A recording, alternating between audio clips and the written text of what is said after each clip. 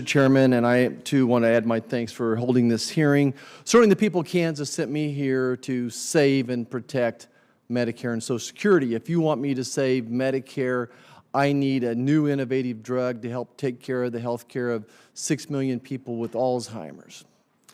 Tackling Social Security is even a tougher one as we look for solutions out there. Dr. Biggs, would you agree with me that inflation disproportionately hurts a person who's living from Social Security check to Social Security check? Actually, no, I wouldn't. Why? Because Social Security is adjusted for inflation. The rest of your So you're telling me with 16% inflation and your Social Security check went up marginally, that person's not more significantly impacted? No, it's if I received 100% of my income from Social Security and Social Security COLA is accounted for inflation, my 100% of my income is inflation adjusted. If I received half of my income from Social Security and half from somewhere else, my total income is only half protected against inflation. Oh, okay. That's certainly not one person, not one senior citizen has told me this. Every senior citizen I talk to in the state of Kansas, including my own parents, say groceries are up 20%. Gasoline prices went from $2 to $3.50 a gallon. That their utility bills, some of the utility bills have doubled, and certainly the Social Security check they're receiving is not touching that at all.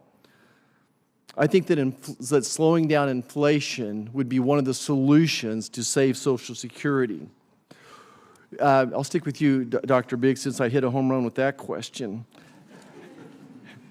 Would getting 7 million healthy American men between the ages of 25 and 45 back to work, would that help save Social Security? Would a strong economy help save Social Security? Sure. Higher labor force participation means more people working, more people paying taxes. That would certainly help. Higher economic growth means the tax revenues grow faster than they otherwise would have. That would help Social Security as well. So savings to save Social Security, it'd be a good idea to stop paying people more to stay home than to go back to work. Is there anybody on the panel that would say a strong economy would not help us save Social Security? Does anybody disagree with that, a strong economy?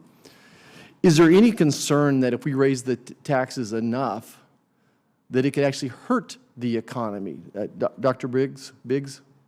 Sure. I think the scores you see from Social Security when they look at these proposals to increase taxes would generally not include an effect on how the incentives of that would affect earnings of people in that class. So you want, in my testimony I point out we're getting to very, very high marginal tax rates. We know that people do respond to those.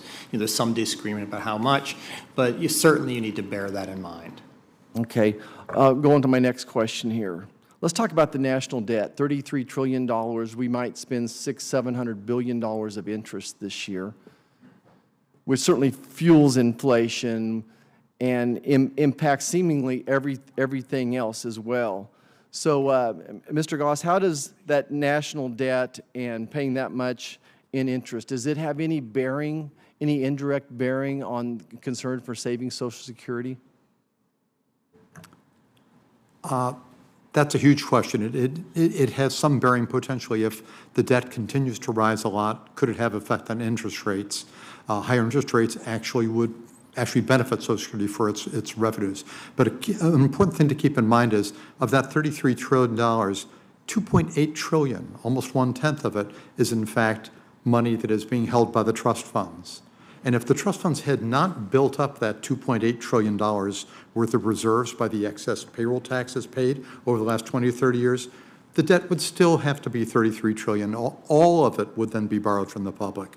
So if Social Security does indeed spend down its reserves and spends that $2.8 trillion, that simply means that the full $33 trillion, not all of which has been borrowed from the public as yet because Social Security has been helping out, would then have to go to the public.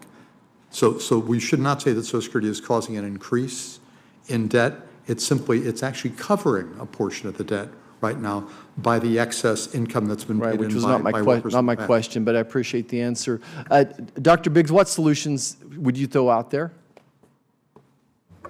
things that I have argued for are certainly in the long term, slowing the growth of benefits for middle and high income retirees, raising benefits for the bottom third to truly guarantee against poverty and old age, but separately and importantly, making sure that every employee has a retirement plan available to them on the job and automatically enroll them in that retirement plan. If everybody were saving as they should and could for retirement, Social Security's job is much easier. That's how a country like Australia has lower poverty and old age than we do, while their Social Security costs are going to be going down in the future and ours are going up. So we need to think a little more creatively about this. Thank you. I yield back.